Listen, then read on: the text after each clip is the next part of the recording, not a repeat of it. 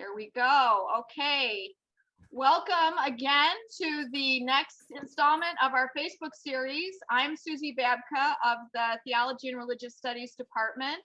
I'm also the Tech and Humanities Chair of the Humanities Center. We also have with us today Professor Tyler Hauer, who teaches in the philosophy department for us and has been teaching on the relationship between technology and philosophy, teaches courses that deal with artificial intelligence, philosophy of mind. He's also the co-editor with Brian Clack, who heads our Humanities Center, recent book, The Philosophy of the Human Condition. And so I haven't had a chance to look at it. It's, I think, $78 on Amazon. So if there's a way you can get a copy of that cheaper to me, I would love it. And we also have with us speaking today is Colin Campbell of the Business School. He is an assistant professor of marketing. He's one of the leading advertising researchers in the world. He deals with changes that technology and the internet bring to marketing, which is a perfect segue into our exploring of the relationship between all of these different issues. What does it mean to talk about the human person as vulnerable to these algorithms that colonize our attention? He is also an expert on digital and social media advertising, online video advertising, social media marketing. He's collaborated on research with Google and Facebook. And of course, he could certainly add things that I've missed in terms of that. And so, Colin, if you'd like to start us off, I mean, I think that a lot of our questions are in terms of this, at least coming from the college, is as someone who doesn't really know how businesses, corporations function, I am troubled by the way that they seem to continually put profit over protecting, especially the vulnerable. Facebook is an important technology in terms of, for example, poor countries that aren't as economically developed as our own. And sometimes Facebook is a lifeline for communication. But what concerns me, obviously, is also that role in promoting hatred, division, and violence that can happen algorithmically, and in terms of the kinds of advertising that takes place and what kinds of problems that creates. That's my personal concern, but I'm sure that you could give us more things to be concerned about. So I can hand it over to you. Yeah, sure. Thank you so much for having me, and thank you for hosting this important series as well too. I really think it's an awesome one to have. So it's great to meet you, Susie, and thank you for hosting. And it's great to meet you as well, Tyler. I'm really curious to hear your thoughts and learn from your expertise as well too. Just to sort of as a quick primer, maybe for everybody, just like social media sites, their whole business model is rests on advertising. So what they're trying to do is they're trying to get us to go onto their site as much as possible, right? And what that means is they want to show us stuff that's going to excite us in some way, right? Either it's like photos or memories from friends or things we might have missed or cool, even ads that we like, right? Whatever they show us, they want to do it in a way that's going to excite us and make us want to come back and check for the next thing, right? What this means is that they go through and they look and they try to figure out and detect what exactly is going to be interesting. And they do this by looking at engagement, what people have liked, what people have commented on, right? They also look at stuff like dwell time, like how long you actually look at photos or videos as well too, right? What kind of accounts you follow, other places you might go on the internet if you've got, that logged in as well too, right? And they use all this information to try to predict what it is that's going to be exciting to you. So when you go in, you are purposely seeing stuff that's going to be hopefully interesting to you and hopefully have you scrolling and looking at content for a long time. They've also gone through and they've done certain things to make the system designed to have you spend more time in social media, right? They invented that infinite scroll, right? So you can never finish Facebook, you can never finish Instagram, right? You always keep going, right? And they've also gone through and perfected, how many ads it can put in without annoying you, what types of content to show you. There's a whole bunch of different devices they're using in many ways that are similar to a slot machine, right? They're trying to go through and give you that random positive reinforcement. So every so many posts, you're going to get something that's exciting to you or interesting. So you're going to keep scrolling, keep looking at ads, and as a result, making them more money in the process, right? So I think this upfront, that's what their business model is. But at the same time, it's not really all that different than looking at other things like a casino, to use that example as well too. Casinos want us to go and spend infinite amounts of time, in the casino so they can make more money, because the longer we spend gambling, the more money they make, because on average, you're going to lose money, right? It's the exact same plot, right? So I think what's interesting about what Facebook and Instagram and other social media sites is it goes through, and because of the way that it's connecting people, we're not just interacting with the machine itself, it brings out different biases and problems that we might have ourselves. I think it magnifies those. I think we also see issues where it becomes intertwined, as you mentioned, Susie, with other stuff like communication and things like that as well too.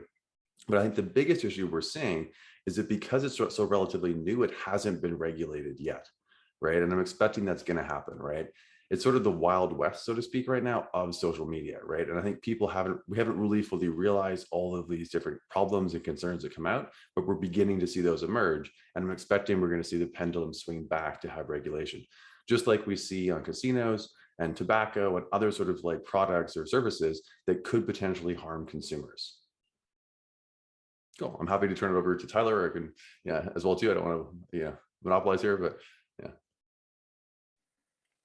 I'll just say a couple of things, because you have much more expertise about the way that Facebook and other social media companies operate. I guess one of the things that I'm sort of interested in thinking about the allegations or revelations about Facebook and just generally with social media companies is the way that exactly they operate like casinos. They give us just the right amount of reinforcement so we keep coming back, so we don't want to miss things.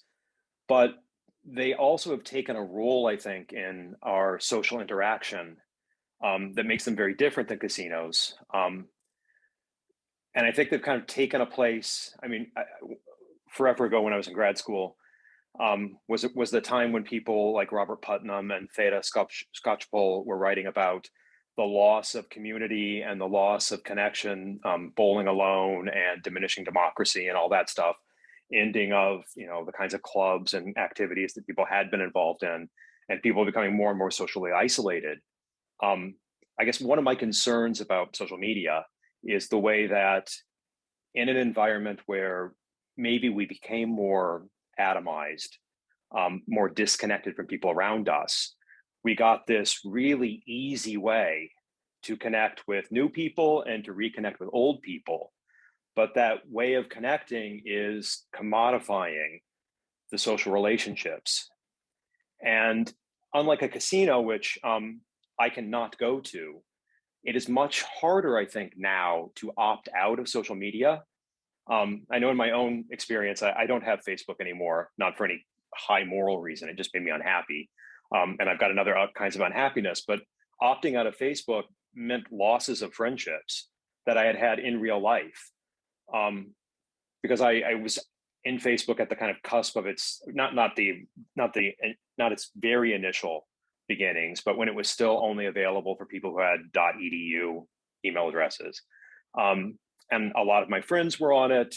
And then I decided I don't want to be on this anymore because I don't want to see everything you do. I know too much about you. And it makes me unhappy that you didn't call me for lunch, but you went with your other friends. And I'm better off not knowing that kind of thing. But then I realized fairly quickly after that it meant that these are just people I didn't see anymore because they invited people to parties via Facebook. They coordinated activities via Facebook. And it was as if I had died and gone away.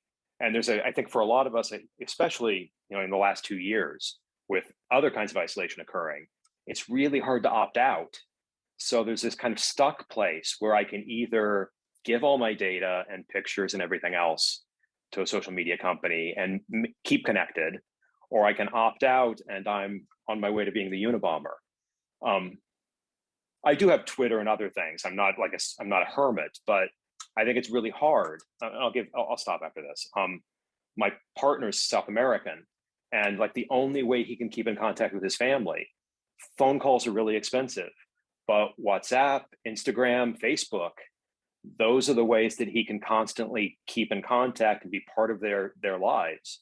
And it's just really, really hard. I mean, it's hard emotionally to the same way it's hard to walk away from the roulette table when you've won. There's that, but I think it was also really difficult given our needs for social interaction to opt out of Facebook, because you've opted out of so much now. And I'm not excited about Meta and that being better for us. The metaverse terrifies me. I want to get in bed. But that's my little intro bit. And I'm going to mute. Okay, that's great. I think that you laid out, though, both of you laid out just some of the things that are concerns with how do we deal with such a behemoth in terms of Facebook. It's Instagram, it's WhatsApp. When I was in India, I needed WhatsApp to communicate.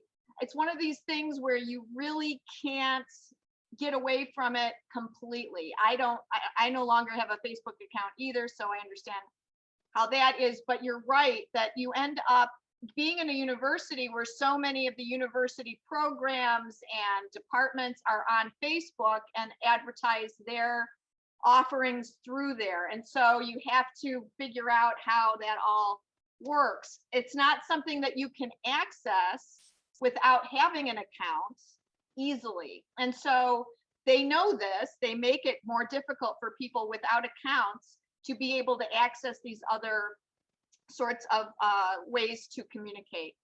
So the thing that, again, I think that Dr. Campbell's comment about this being the Wild West is right on target. We're sort of back with the robber barons, and in terms of a time when people are just sort of willy-nilly grabbing any piece of the profit pie that they can get. And so the thing that concerns me is that when we turn this over to government regulation, what are we really going to end up with, since so many of our senators and Congress people don't know what any of this technology means and how it works.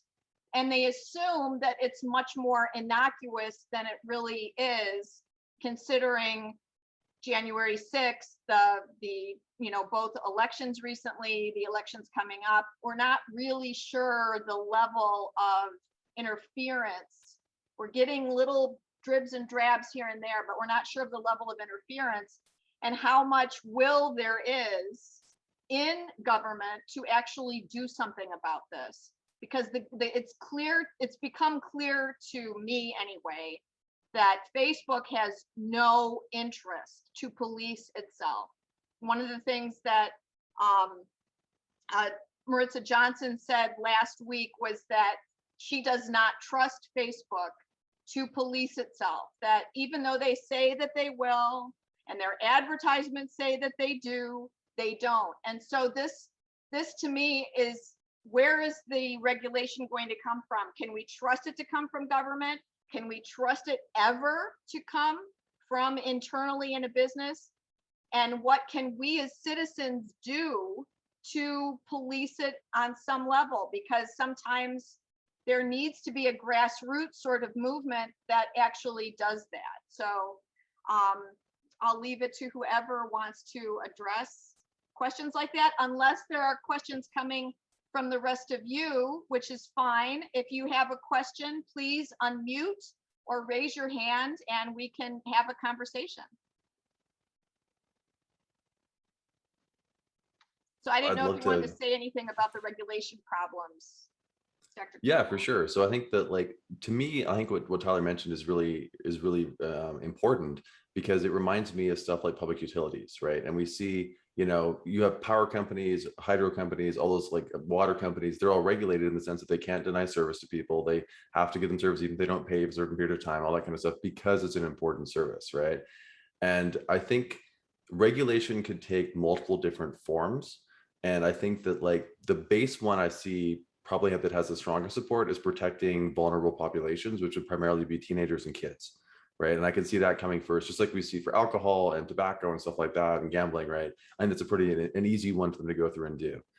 I think the next level that would be nice would be to see some form of like Facebook Lite, where you can go in and you can use it for stuff like the invites that you mentioned, Tyler, which are important, right, or communication, stuff like that, without necessarily having to be exposed to advertising or other stuff like that, as sort of a public utility type experience. And of course, if you wanted to upgrade to the full experience, you could go through and do that as well too. In terms of your discussion about like self-regulation, it works in some industries. Like the ad industry to some extent did that because they wanted to avoid regulation. So they went through and they imposed their own basically standards on themselves, because they thought it would be better than having the government come through and do it in a heavy-handed way potentially, right? So there's a group that goes through and does that, and they try to maintain that among themselves, right? It works, I'd say, reasonably well.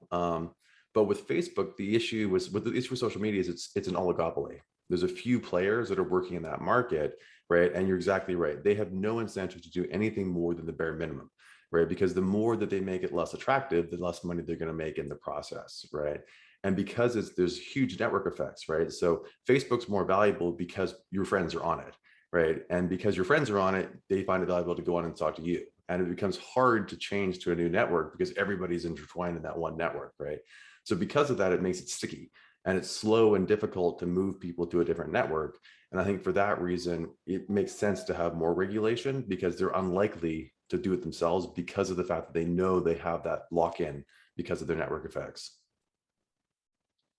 You raise a really interesting point about advertising. I remember when Mothers Against Drunk Drivers was just sort of coming up into the consciousness of American culture, and it obviously was able to do things in terms of government, laws and things like that. But the thing that I noticed was that it almost became cool for an advertiser to say, drink responsibly. When they, an alcohol company, beer company or something would say, drink responsibly. And that became, not just, something that, we grudgingly do, but something that we say that this is part of our brand, right? That a part of our brand is that we want you to use our product, but use it responsibly. And so I was wondering if there was a way to inspire advertisers on Facebook, considering the sorts of ways we're getting these allegations coming through, which are pretty scary. And a lot of the news reports on things like, January 6th, is it possible to get advertisers to say, use X responsibly? Because Facebook doesn't seem to think that way. Part of the reason too is because the algorithm sort of automatically transfers you to this and this and this, and it never seems, like you said, it never ends. And so I was kind of curious about that. In terms of advertising, I mean, I think that the challenge there is that the advertisers are also making money off of Facebook and Instagram as well too. Social media advertisers are also, they're complicit to some extent as well too, because it can be a highly effective advertising medium, right? That's part of the issue, right? So I mean, potentially, but the problem with that too is it's much more disaggregated than you see in traditional media, right? If you're looking at people who are advertising on TV or radio, right, there's a lot less players who are going through and buying those ads. When you go on, like, anybody can go and create a Facebook ad, like any of us could go do one tomorrow, right? So it's much more difficult, I think, to control that many people. So I think it's a great idea, but I think that practically we'd probably be less likely to see that, at least, among all advertisers, maybe some of the major ones potentially, but. Just two things. To Colin's point, I mean, the ads that I see on Instagram are almost all from small companies that are local and very targeted. So I do kind of wonder the same way whether there would be any way to get the advertisers to have that kind of pressure. But the other thing that I'm pessimistic enough about human nature that I'm not sure we want it to be nicer than it is. I think we like the nasty parts of Facebook, and we like the nasty parts of Instagram, and well, maybe not as much Instagram, but we like the nasty parts of Twitter. There's something enjoyable about being in a nasty mob yelling at people. And I don't know if you made it kinder. I mean, I'm old enough to have been in other social networks. I'm too old for MySpace. But there was Friendster and Connection, I remember, that came out before Facebook. And they were nice. people were nice, it was really policed, you couldn't be nasty, and they died. Because you can't do the kinds of things. I like to get with people that I think have my extreme views, whatever they happen to be. And it's fun to yell at people or try to get them fired on Twitter. And I wonder if we did regulate it in ways that wouldn't lead to that, and that wouldn't lead to the killings in India and Myanmar and other places, whether you'd lose some of what it is that draws people to it. But that's just me being very negative about what we're like. I think we like the nastiness. I think that's a good point. I think the other fear as well too is if we regulate Facebook, are they just going to shift to somewhere else? Is it all just going to move to Reddit or some other sort of network or things like that? Is it going to be whack-a-mole with the different social networks that are out there?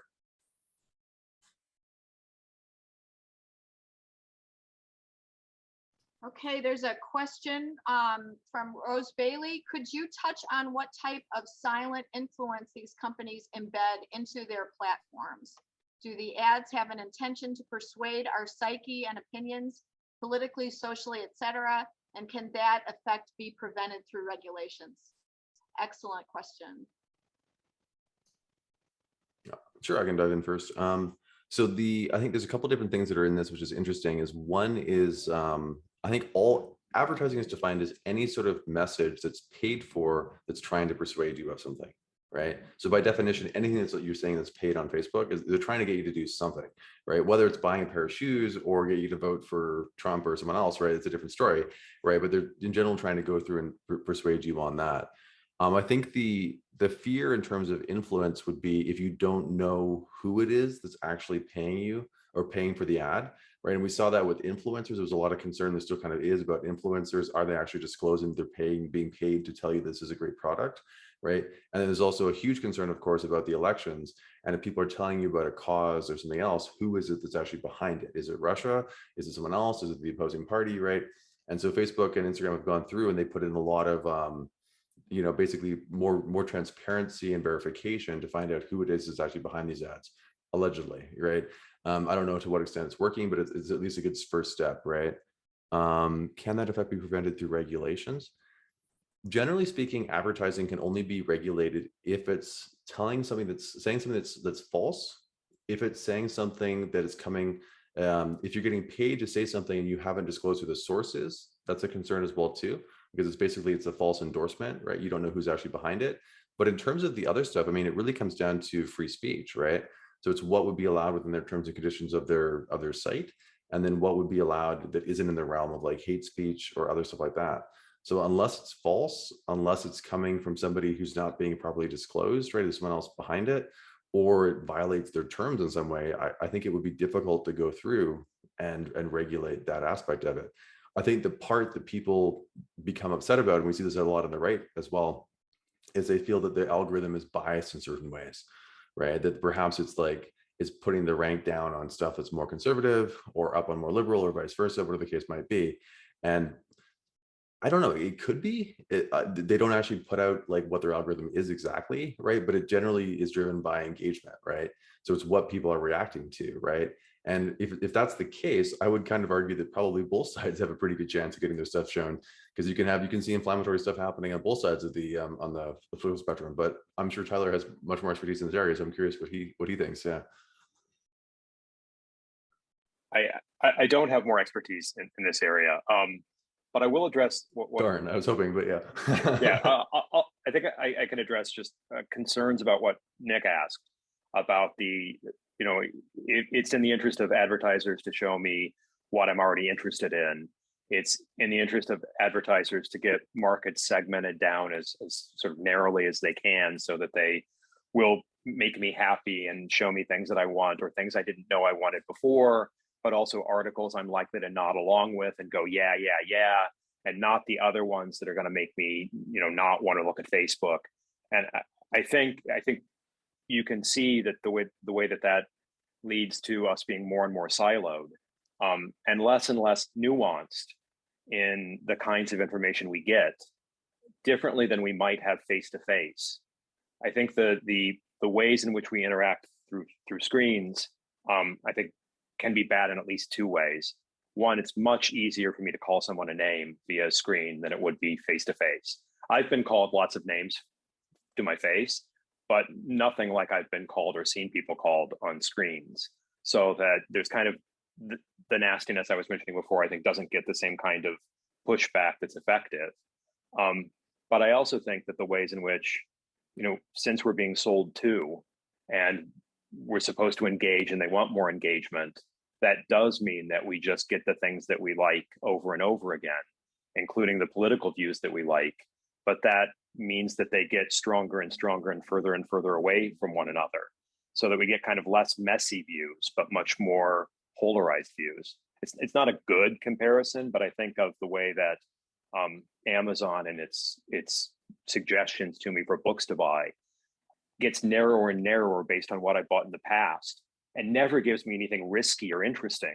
For that, I have to ask people what I should read in this area, because it sometimes tries to sell me the same book over and over again. I already bought it from you. How many copies of that do I need? But I think that the same thing happens with political speech, so that I only see views that I tend to agree with, because that's what the algorithm wants me to see. And it makes the views of people who are different than me in any way seem stranger and stranger and stranger. And you can quickly get into a us and them, friend and foe viewpoint, which is harder to do in regular life because people have messy views that aren't all one way or the other. And I also think that having views presented to us over and over again can make us adopt those views, even if they weren't ours before. This is the view I'm supposed to have. So if I'm on the left on these issues, but I had kind of weird views over here, I become more and more orthodoxly left. Orthodoxly? Yeah, I'm not sure that's right. I don't talk to other people ever, so I don't know. Or more on the right. I get more and more fringy. At least that's my thought about the way that works, and the way I've seen it happen to friends of mine who've become kind of really strange conspiracy theorists for going from reasonable mixed views to really, really far one way or the other.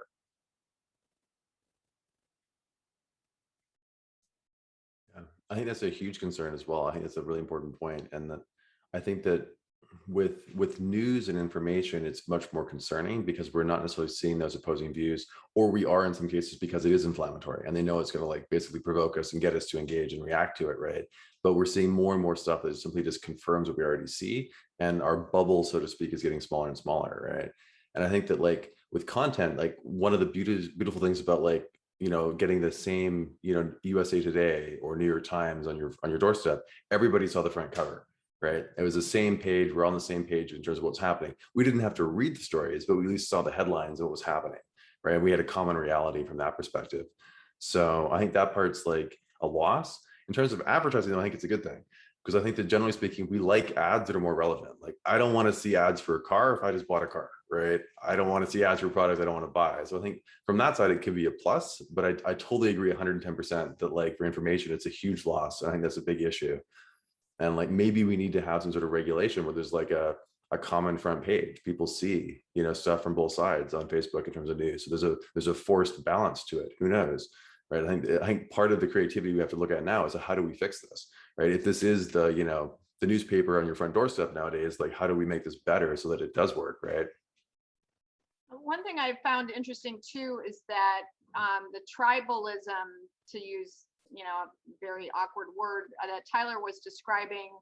I heard on NPR this morning about Neil Cavuto of Fox News, and I don't watch Fox, so I don't know him too well, but apparently he had a very bad breakthrough case of COVID and was recommending vaccines in a very passionate, personal way. He also suffers from MS, multiple sclerosis, he's had cancer, and he's trying to think about the social fabric of vaccine usage rather than just what a vaccine does to protect me. He's thinking more of protecting other people, especially people with pre-existing conditions. And the death threats and the animosity and the vitriol that he's received just for wanting to promote social good and health for the vulnerable is really astounding to me. And it seems as though apparently other hosts on the network don't invite him to speak with them the way that they might invite Tucker Carlson, who's got a new show that he wants to promote or something like that. And so his view is more and more and more downplayed. So even if, you know, that opposing, I hate to even say that either, even that opposing view presented on a network that has been promoting, you know, the sorts of distortions that Tucker Carlson has about vaccines, still will not promote the balance that you're talking about in terms of, you know, just having some sort of neutral front page. I'm wondering if we have gotten so disparate in our, you know, sides that we cannot at all entertain anything else.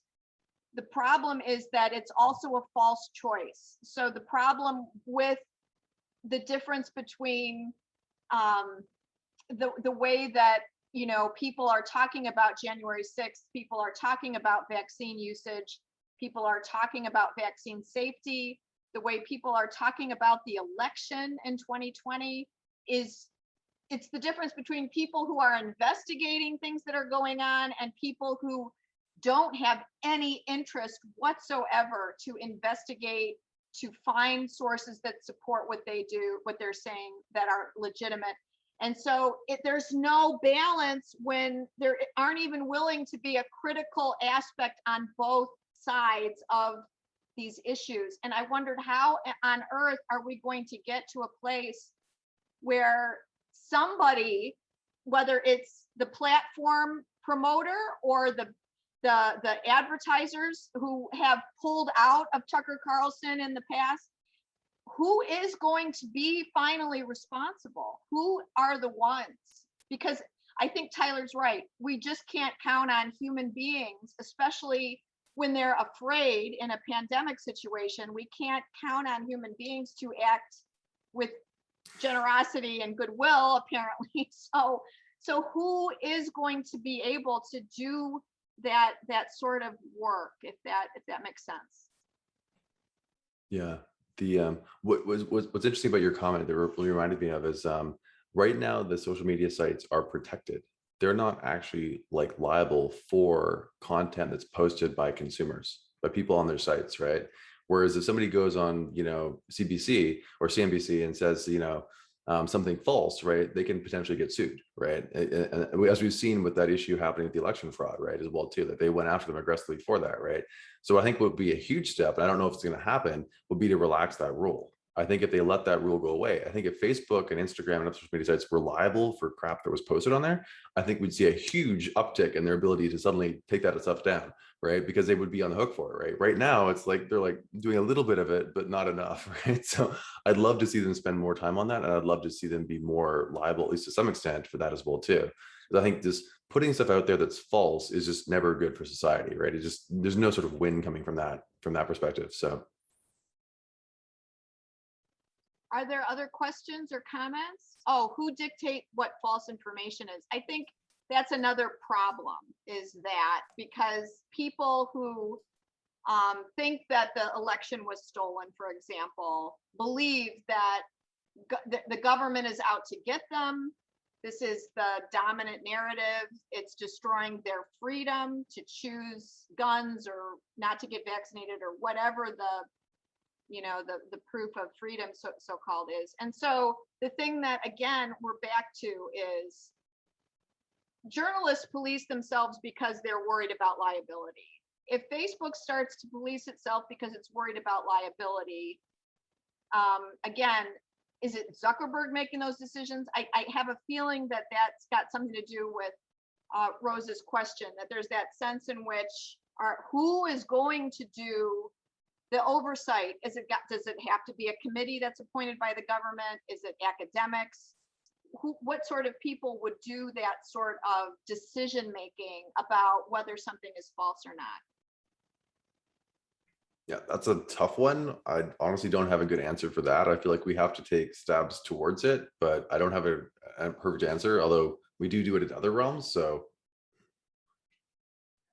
I guess I'm sympathetic to the idea. But I think I can't imagine how it would possibly work. How many members does Facebook have? Does anyone know off the top? Oh, bazillions. Yeah. So if you made Facebook liable criminally for, you treated it as a publisher, 3 billion, thank you, Tyler. If you treated it as a publisher and made it, sorry, not criminally liable, civilly liable, for everything that was posted, how could you possibly, I mean, obviously much of it's going to be automated in some way, but I can't imagine how you monitor that. I mean, Facebook's already had a problem monitoring posts outside of English, so that places where people speak, especially very small linguistic groups, they have almost no monitoring because they don't have people who can do it, because they just haven't invested in it. But I can't imagine. I'm sympathetic. I'm in favor of true and not false. But I guess I worry, there's a little bit of the civil libertarian in me that thinks that sometimes hearing false things is good, because it's good to remember why I believe what I believe. But also I just don't know how it would work, how it would be workable. And then all the disputed things about what's true or not.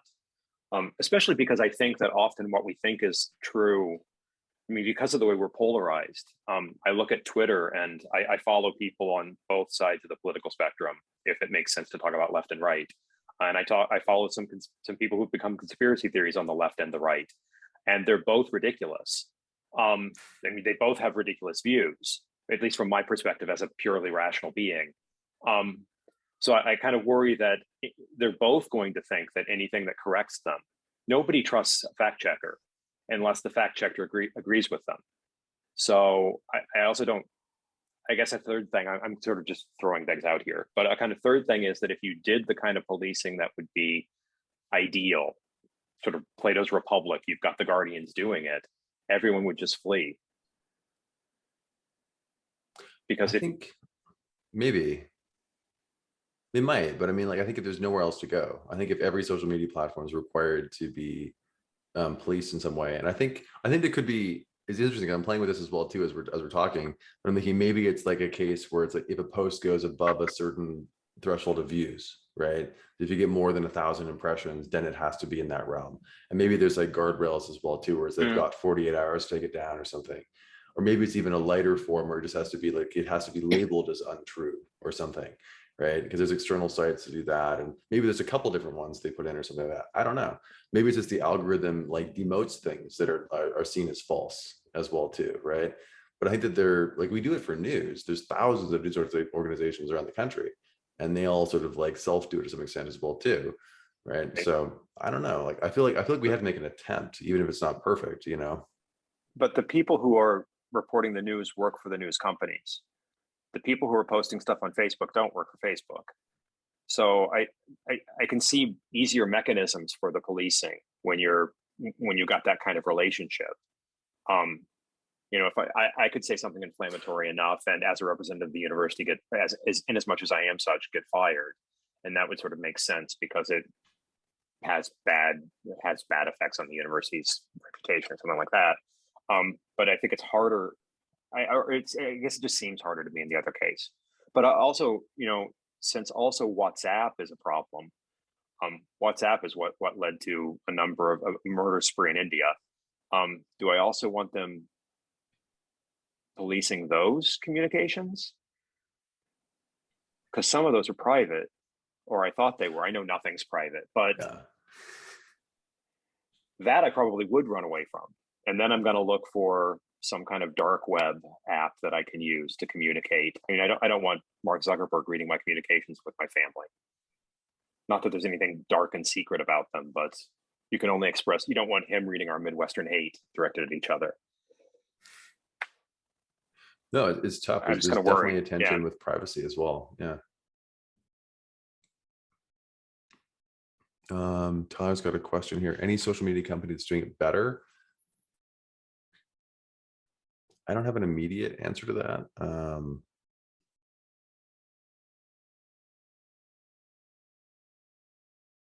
That's a good question. I can't think of one that's like necessarily winning, right? Yeah. So, okay, so we don't know who can police this. people won't police themselves. We don't want to trust the government to do this. There doesn't seem to be any internal motivation. So Nicholas Dunn is asking, I heard you touch on free speech. Can you discuss how that impacts the publisher versus platform debate? That's a good question. Is either one of you want to speak to that? Just before we jump to that, just an idea that one thing I wanted to note though is that I've been doing some work on like social media sites in China lately, and what's interesting is in order to register there, you have to use your national ID number, basically your social insurance number, to register, right? If you get blacklisted, you're effectively banned for life, right? Because you simply can't get back in because you don't have a code to be able to enter back in, right? So I think maybe we need to be more stringent with this, who we let on. Right? Maybe you need to put a credit card number in or your social insurance number, something like that, right? And maybe it's sort of like a one and done. I mean, we could do that. Like if you don't pay your credit card bills, they will start giving you credit cards, right? We've worked that out. So like we could do this for other things as well too. But sorry, let's jump back to Nicholas's question though.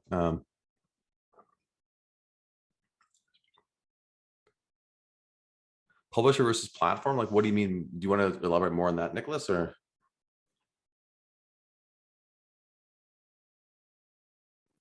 Sure, maybe it's just easier if I unmute myself real quick. Yeah, awesome.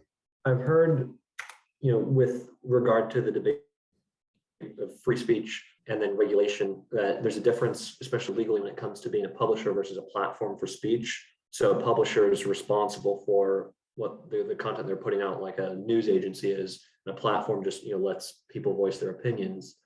So maybe talking a little bit about how free speech plays into that dichotomy between whether Facebook should be counted as a platform or a publisher.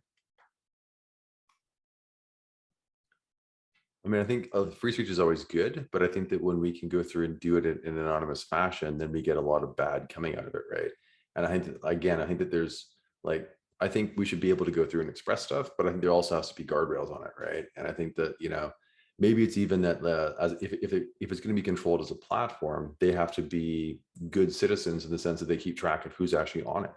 And they're a conduit then to the individual publishers, which are the consumers. And they need to know exactly who we are. Maybe we have to be more stringent as, if we get on there and if we're posting stuff, and they need to know exactly who we are, so that if we post stuff that is incorrect or false, they can come back and, someone can come after us or hold us accountable as well too, or even ban us, right? But no, it's definitely an important question. Yeah. Marilyn, would you like to join Dr. Johnson? Would you like Yeah, hi, thanks. I'm really enjoying this discussion. I just wanted to push back against the idea a little bit about regulating for truth. So I asked that sort of like reductio question in the chat. I think you're right, though. There's that question of how do we, gauge what someone is just simply joking about or something along those lines versus, what someone, I know that the metric for free speech tends to be, does it cross a threshold into harm? And so because it's so much easier to, from, the standpoint that Tyler Hauer was discussing, to be hateful anonymously because no one can see you do it, no one can hear you do it, and so, and I've seen terrible bullying happen to students in that sense. And so it isn't free speech if it simply is meant to harm someone, but trying to, I think what Dr. Johnson was saying was, how do we tell the difference sometimes, maybe, and what do we know about that? Free speech is still something that we can't quite get a hold of in our country. We want to have a certain freedom to do satire, freedom to do comedy. The Dave Chappelle controversy is something that has been back and forth, back and forth, back and forth. But as soon as Dave Chappelle's comments give license to people to be more hateful to transgendered persons, then we're in that territory of maybe this is causing harm. And how can we gauge those sorts of problems? Yes, are you back, Marilyn? Can you? Yeah, sorry about that. No, that's okay. I don't know if you heard everything I said or if you guys responded either. Oh, I was just saying that, like, do we really want them to regulate truth? People say all false things all the time. There's an I Love Lucy episode, wings for the whole episode, right? And it leads to a disaster. So maybe we want to draw that line in a different place.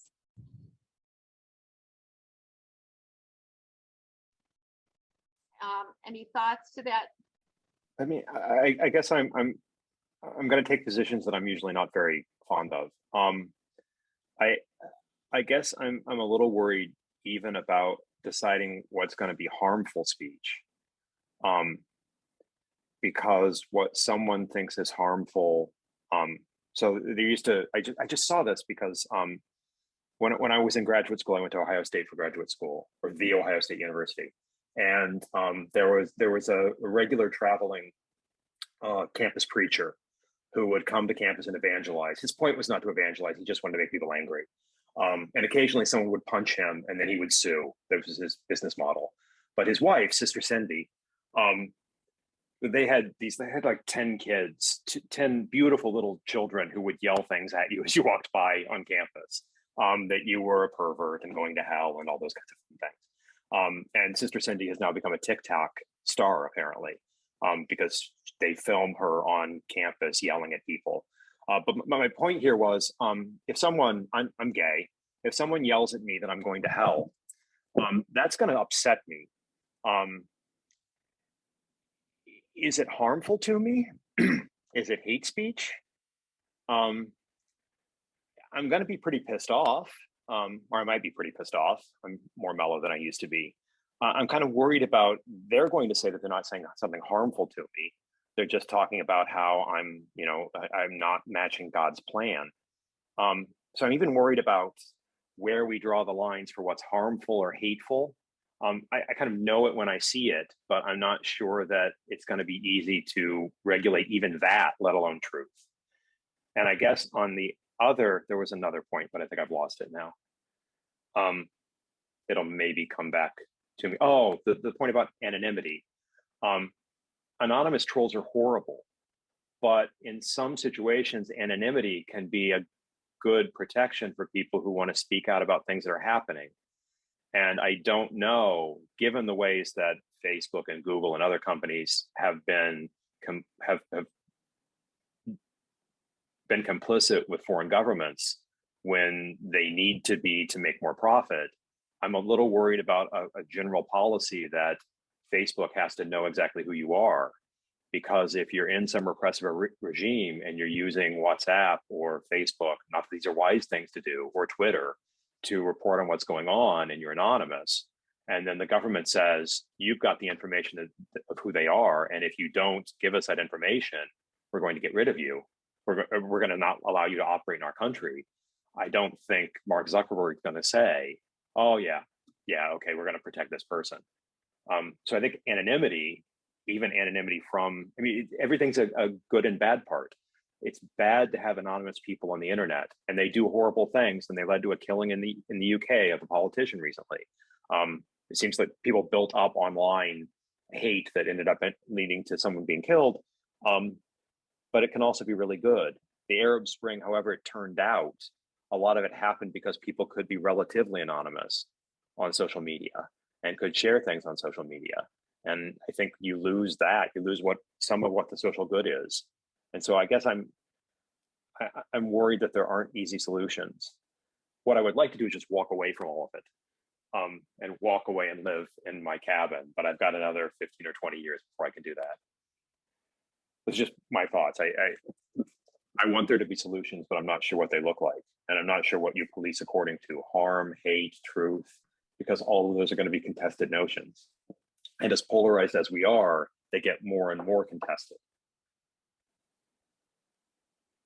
Yeah, really important point to bring up. I think that I'm hoping that there's like technological solutions, because like I'm just like, again, inventing my like new version of Facebook today as we're talking. So like this is all new. But maybe there's a way where like you put in your information and it's dissociated from your actual account. So they can't track who actually is the account, but they just know that you got an account. And once you get in, that's it. And you only get one pass or something like that. So they at least have some sense of who went into the system. I don't know. Or maybe there's some other sort of way of doing it. But I feel like with all the technology, like hopefully there's some way to potentially do it, but I agree that there are some benefits definitely for being, anonymous. Maybe there's a thing where like they demote content that's from anonymous sources in the feed, so it can't get as much traction, right? You can still have it, but it's just not as, it can't radically go, and we end up with people showing up some pizza shop in, somewhere in the country, right? Like I think we need to be careful with what we're giving, license to, right? In terms of like I think you raised really important points about like what exactly is like untrue or not in free speech as well. But I feel like there's already been discussions of this with the press, right? And I feel like it's like hate speech is like stuff that incites people to violence. I feel like there's a threshold sort of to cross there, and the courts have already kind of addressed that to some extent. And I feel as well with like it's not about like what is an opinion. It's about like what is factually incorrect, right? So expressing an opinion, which would be someone going to hell or something, right? That's someone's opinion. They're allowed to say that, right? If they were to say that, I don't know, something is factually wrong about something that's happening, right? It's a different argument than simply having an opinion. And I feel like that's been brought up as well too in the news as well too. I could be wrong, but I feel like this is already kind of played out in the press, but maybe I just don't know, There is definitely that distinction. But I think the distinction of incitement to riot is much easier in person than it is. The distinction between incitement to riot and other kinds of speech is much easier in person than it is in other contexts. I mean, Mill and on Liberty. So this is really me taking positions I don't like, because I don't think of myself as a classical liberal. But Mill and on Liberty makes a distinction between saying that someone should kill all the corn merchants in a newspaper, and someone going down to the corn market and saying someone should kill all the corn merchants. And one of those, he thinks, or saying that the corn merchants are starving people. It's something like that. I'm sorry, it's not like someone should go kill them all. Saying in a newspaper that the corn merchants are killing the poor. And saying it in the corn market are different things, because in one case, you're right there, the people are around you and violence is likely to occur. The other is much further away. And I'm kind of sorry. I forget that now if I raise my hand, it raises my hand. I kind of worry that, I might say something stupid on the internet, on Twitter or on Facebook or on Instagram, and it can get away from me. I have friends on Twitter who do bits, like who it's always hard to tell, are you serious or is this one of your stupid things you're going off on? And some of those stupid things, if they're read by the wrong person, might be taken seriously and go in a direction that's really way away from what they meant, and it might lead to violence. I hope they don't do that kind of stuff. But did that person incite violence? I mean, just worried about all the ways that it's going to be hard for, I think it's hard for us to understand what counts as hate speech or not hate speech, or incitement to violence or non-incitement to violence. And there are different ways we use things like hate speech. In common parlance now, I think people call a lot of things hate speech that wouldn't meet the hate speech regulation if there were such, and that aren't incitement to violence, though they are definitely hateful.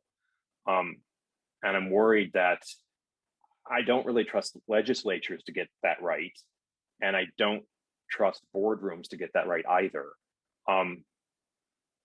So I'm just pessimistic about the whole prospect of what's likely to happen. I'm just going to keep coming back to that as well. Yeah, I think like I'm just getting again more ideas, just like listening to you talk, which is super interesting. And I'm wondering, like, maybe there's like, I feel like there's been so much to make the experience social media seamless and easy. Maybe we need to have more stopping points. Maybe we need to have it where after your post hits 1,000 views, it goes, hey, Colin, were you sure you wanted to say this? This is getting traction. Right. We're going to pause it for a day and we're going to come back to you, and you're going to have to click yes that you want to have people still keep seeing that, right? Just slow it down, right? Maybe the velocity is just got down to control. I don't know. Like speed bumps. Yeah. We need several speed bumps because you're right. It's just so easy to click. Is there a way to create speed bumps? Marilyn Johnson has her hand back up. Marilyn? Yeah, I just wanted to say, so following up on the point about truth and how truth has been litigated with media companies already, I think we should, so to bring in a little bit of philosophy of language to that, there are different there's a philosopher of language named Grice who has 4 maxims of conversation. One of those is truth, but there are 3 other things that he thinks we try to do with conversation. We say things that are relevant, things that are in the right manner, things that are the right length. And when we have conversations with each other, it's not the same as when we're reading the New York Times, right? When I'm speaking, I'm not speaking in the same way that I would if I were writing a news article. And so I think there's a disanalogy there. There are all sorts of things I think we want to allow people to do in interpersonal conversations, and I don't think those should be beholden to the same norm. Yeah, no, I agree. Maybe there's a way, like thinking back to like Google Hangouts, which, you know, died terribly, but like maybe there's a way where you can limit your post and be like, this is a post just for my friends and family, and I don't want it to go viral, right? And you can purposely, consciously, you know, opt out of that kind of stuff. Because like, to be honest, like I think most people don't care if it's just talking to your, you know, 200 closest friends. I think the concern is when it creates people, you know, who are excited enough to go show up at a pizza place, you know, who think that there's some different reality happening or things like that, or the January 6th as well too, right? Right. I think that it's a matter of, oh, that's fine. It's a matter of just trying to think about these things that we can creatively do to incentivize people to think in terms of critical thought, research, researching ideas, civility, kindness, these sorts of things. And again, I think it can be done. Think about how Timberland made money when they started saying we're carbon neutral. Now, whether they're carbon neutral or not, I don't know. I mean, I certainly don't have the expertise to evaluate Timberland's carbon neutrality, but the fact that they're willing to go there, that they're willing to put this on their websites, that we support carbon neutrality, we support this, we support, you know, drinking responsibly, these sorts of things. It seems as though there might be a way to create a coolness factor around, and just in terms of just thinking advertising and incentivizing, coolness factor around certain civility issues. I know that sometimes advertising goes the way of, you know, puppies and It's risque. Yeah, little babies and things like that. But just that sense that, is there a way to get businesses to be incentivized in that same environmental, cool environmental, we're doing this for the environment, sustainability, blah, blah, blah. Is there a way to do that in terms of things like, you know, investigating what is accurate information, investigating ideas that because it isn't so much just asking questions that are controversial questions. It's coming down with a viewpoint that is fundamentally going to lead to more social unrest. And so how can we get people to ask more questions about what they're watching, about what they're posting, those sorts of things? And so maybe the speed bump idea, the idea that you put this in place, asking a question, are you sure you want to say this, sort of a thing, or whatever. Just obviously it won't stop someone from posting something about a pizza parlor with children chained in there. But no, really, the thing that gets me is that if I thought children were really being sex trafficked, I would be on the streets marching if I thought that was the case, because I march every time I'm concerned about a social issue like immigration reform, Black Lives Matter, etc. I'll be on the streets doing that. I would be on the streets if I thought children were in danger in the way that QAnon seems to think that they are. And so you create this sort of thing where, how can we get people to really think critically about these things? Is that just a matter of being educated? Is it a matter of incentivizing businesses to argue for that? I mean, that's largely Mariana's question, right? How do we get better media literacy? Yes. I think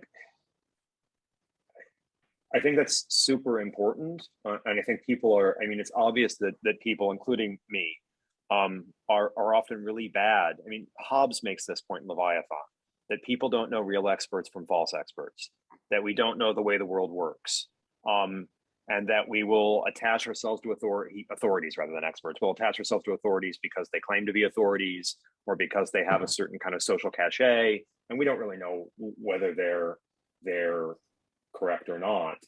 I think media literacy is really, really important, and scientific literacy and a whole bunch of other literacy. But we also live in a really difficult world where there's just so much to know, and I couldn't possibly know very much of it. And I don't even know enough about a lot of things to know who knows. I mean, there are doctors who are vaccine hesitant or anti-vaxxers, and they know about medicine. I don't know anything about medicine except for my own personal health. So how do I know, that they're not the right ones and these other ones are? And I think even people who have the right views, it's kind of an issue with me over the last year. People who are super, super pro Fauci. I'm a gay man old enough to remember when Fauci was the enemy of my community. So, Fauci's an authority, but he's been wrong about stuff before too. So I think even with authorities, we don't really kind of know how to get them, how to think about evidence in a nuanced way that we can kind of grasp it so that we can understand it, so that when somebody says, the CDC's missteps early on about whether we ought to wear masks or not wear masks or what, all those kinds of things, because we don't have nuanced views of science or evidence or expertise, when someone says they were wrong about something, we just think they're wrong about everything. And we go the other way, or many of us do. So I think those kinds of, maybe we need to be doing a lot more of teaching that kind of literacy. But I don't know, even if we were taught it, that we'd get that much better at acting in the right ways with it. I had a professor, a logician, when I was in graduate school, who was one of the most prominent logicians working at the time. But in conversation, he committed one fallacy after another.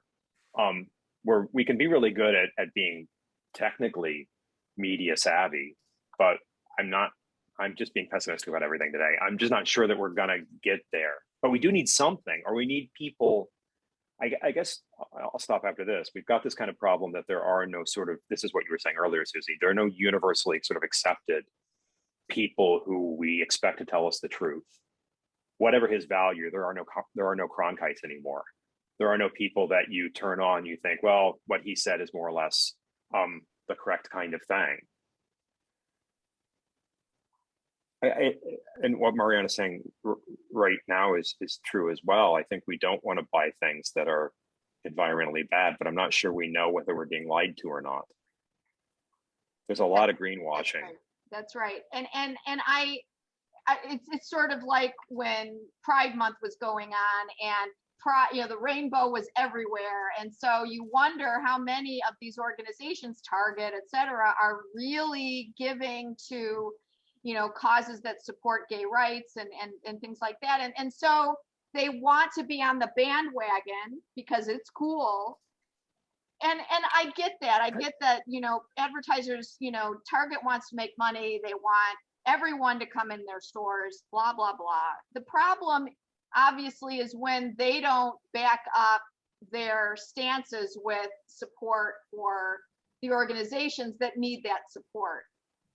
Or when they promise support and they don't back that up. When the earthquake in Haiti happened about 10 years ago, and all this money was pledged and none of it really ended up where it needed to go in terms of rebuilding. And so that needs to be regulated in terms of money that's promised that doesn't get given, or money, how do we, I appreciate, for example, that Pride Month has gotten so popular in a store. For example, when you see rainbow t-shirts everywhere, it becomes much more acceptable to wear something that says, I'm in favor of Pride Month. The problem obviously is when they don't put their money where their mouth is. And so this is always going to be a problem whenever a business is making a profit. So the performative active advertising isn't a solution, of course not.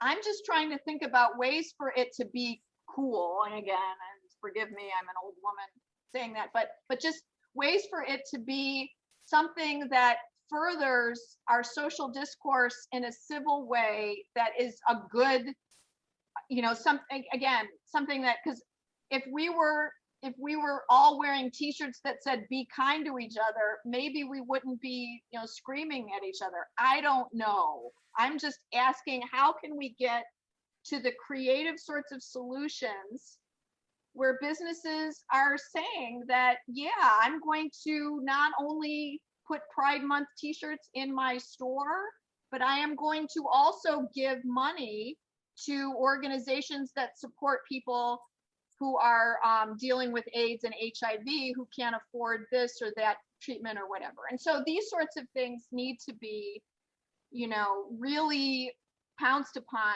in that sense. So these are all really, really good questions. Other questions other people have, or Dr. Campbell, if you had something that you wanted to add to that. Yeah, sure. So I think what's interesting about that is I think that the press is a great mechanism to go through and kind of call out those like incorrect facts that are out there, or if companies go through and do stuff that isn't actually savory, right? I think, and we put trust in them because they're supposed to go through and actually have facts and evidence for what they're saying, right? And I think that speaks to like the earlier comments I made about like we should be able to actually go after people if they say stuff that's not true, right? I think the other thing as well too is that we do have laws, right? So like if you buy chicken that isn't actually chicken, the FTC will slap down rules and regulations and fines against those companies that have sold stuff that is not actually genuine, right? So there's definitely rules around false advertising that definitely exists. What I really wanted to comment on was just like I think Nicholas's comment is kind of cool, which is Facebook, and I think it speaks to defaults, right? So we see this a lot with the great example is organ donations, right? People tend to go with whatever the default option is, right? Right now, the default option is if you post something, it goes to the planet, right? Maybe the default option needs to be, it just goes to your network and you have to consciously opt in to have the entire world see it, right? So that we can limit what people actually are posting and broadcasting to the entire planet. Maybe there has to be an extra verification to have it go to the entire planet beyond just your network, right? I think that, again, I think we made it too easy to give everybody a platform. And I think that maybe there's value in having people who are verified to some extent, right, and are at least accountable for what they say, right, in some way, shape, or form, be able to post stuff.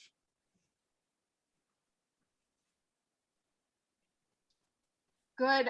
We're just about out of time. Does anyone have any final thoughts or questions? Mariana is saying it's hard to distinguish authentic support from a corporation for a social justice cause. Consumers can check public platform, right, for revenue and right. I think, see, this is exactly what I think the concern is with business, that we want businesses to be socially responsible, and then we have to hold them accountable for that kind of social responsibility. Because if I care about gay rights, I want to also hold accountable Target or whatever corporation is sort of making money off of using those symbols and that sort of banner. I want to hold them accountable.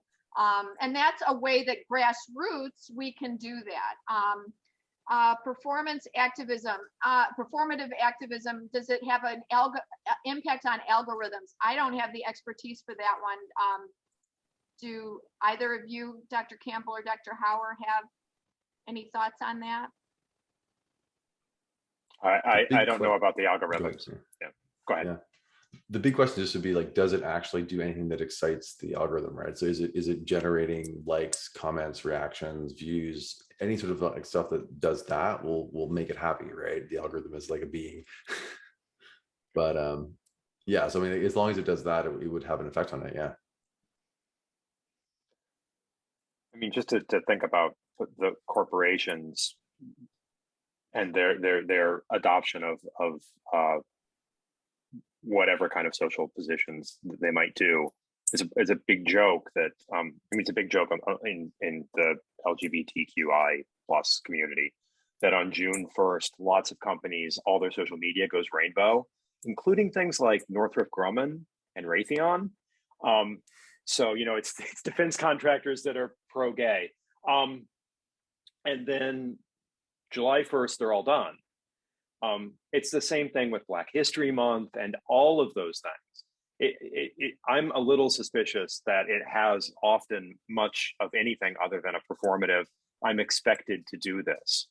And therefore, it's sort of like, if companies didn't do that, they might get some guff. But did I just say get some guff? It's 1950. But if they do it, that's sort of all they're going to do. And again, with a kind of the media literacy thing, I think we're often bad at knowing. I mean, it can be done, but it's going to take investigation to find out if they're doing anything else. Think about the kinds of things that companies do. You know, Tom's, the shoe company, made a big deal, or I think they still do make a big deal, that they donate a pair of shoes for every shoe. But there's a real problem with the donations and the way they work, because they can't actually get them to all the places children might need them. So they're just donating the same pair of shoes again and again to the same children. And they're charging you $50 for shoes that in Argentina cost $5. But we really like thinking we're doing something for poor kids by buying these shoes, but we're not really doing very much for very many people. So it kind of plays into our feeling good about ourselves without doing very much. Sort of like some of the green things we do that have no real effect. I get to feel good about it. I get to feel good when a company says they're carbon neutral, or when all their vehicles are electric. So we have an all electric fleet. And I don't have to worry about where you get the lithium or what you're burning to get the electricity, because I only kind of, I don't have that ability to focus on very much. I'm like a dog in the park. There's a squirrel in front of me. I don't know about the other stuff going on. And so I think, I don't know whether that's fixable, because there are cognitive biases that make us focus on one thing rather than complex systems.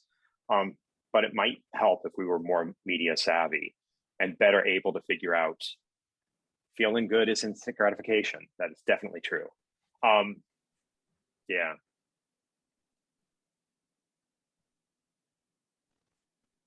Dr. Campbell, That's my your only thought. final thought. Yeah, no, that's great. It's important. Again, this is a matter of, if we really care about things like, you know, electric fleets, etc., we do have to hold companies that advertise themselves according to these social justice issues accountable. The question is, how can we do that? Because you're right, it does make us feel better to buy things that have, like, I remember when Gap had an AIDS thing where you bought the red t-shirt or the red this, and they would give money to AIDS, you know, things. And of course I bought a t-shirt that said that, and so great, you know, and so I felt good. But whether they were really giving that money, I need to go and investigate and make sure that it's not just something that is scamming off of people. So we're out of time. Does anybody have any final thoughts, Dr. Campbell? Good. It's been a super interesting conversation. I love the engagement so we're having. We are going to continue this conversation. Next week is going to be our last of the fall. This is a conversation that we will have with Orly Lobel of the law school and David McGowan of the law school. They will discuss some of the legal ramifications. And then stay tuned for probably what will be an in-person series in the Humanities Center in the spring, where we'll investigate things like, well, how do algorithms work? And if we're really going to be committed to the sorts of literacy that we need as consumers of social media, then we're going to have to understand how these things work and how they do colonize our attention. So thank you both for a wonderful conversation. Thank you for doing this last minute. Thanks to all of you who joined us today, and have a great rest of your day.